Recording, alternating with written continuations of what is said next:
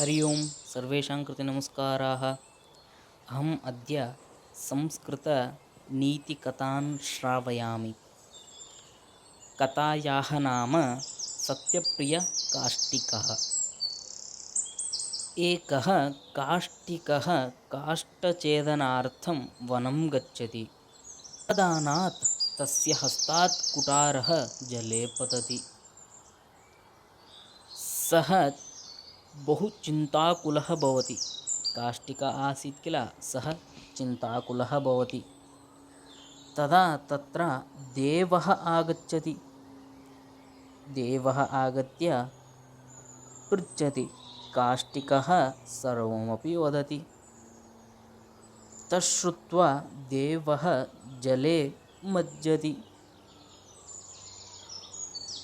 सुवर्णकुठारं गृहीत्वा बहिः आगच्छति। देवः वदति, अपि एषः तव कुठारः?